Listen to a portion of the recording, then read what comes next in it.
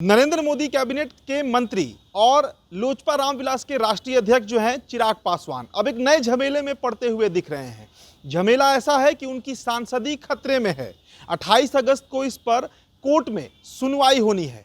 मामला 2021 का है, लेकिन अब वो तूल पकड़ रहा है। देखिए, चिराग पासवान हाजीपुर से सांसद हैं, बिहार के बहुचर्चित युवा चेहरा हैं, काफ़ी लोकप्रिय नेता हैं, नरेंद्र मोदी कैबिनेट में मंत्री हैं और नरेंद्र मोदी के बेहद दुलरुआ नेताओं में शुमार हैं। बावजूद इसके एक नई मुसीबत चिराग पासवान को घेरने जा रही है। देखिए, रामविलास पासवान 3 भाई थे। उनके जो छोटे भाई थे रामचंद्र पासवान, उनके जो सुपुत्र थे और पूर्व समस्तीपुर से सांसद प्रिंस राज उर्फ प्रिंस पासवान जो हैं, उनके ऊपर 2021 में यौन शोषण मामले में दिल्ली में FIR दर्ज किया गया था। कई नामजद थे उसमें, और उस FIR में एक नाम चिराग पासवान का भी था।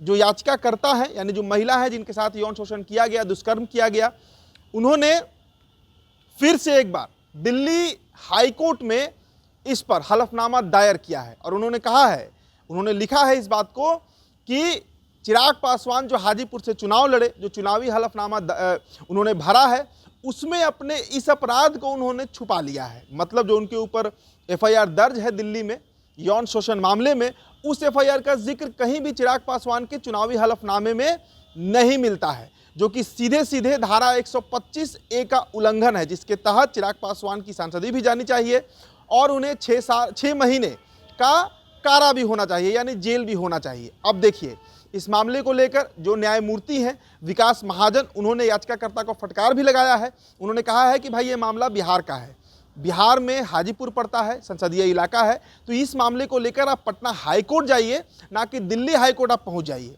हालांकि इसकी सुनवाई की तारीख जो है वो मुकर्रर कर दी गई है।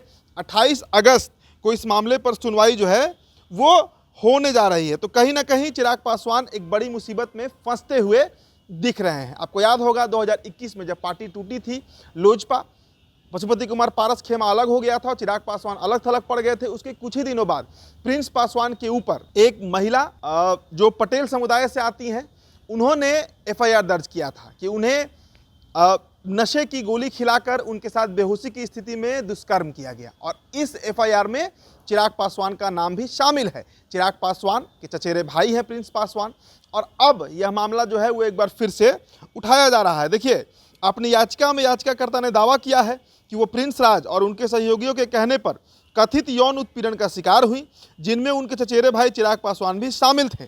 उन्होंने लोकसभा चुनाव के लिए नामांकन पत्र दाखिल करते हुए इसमें आपराधिक पृष्ठभूमि का कहीं कोई जिक्र नहीं किया है।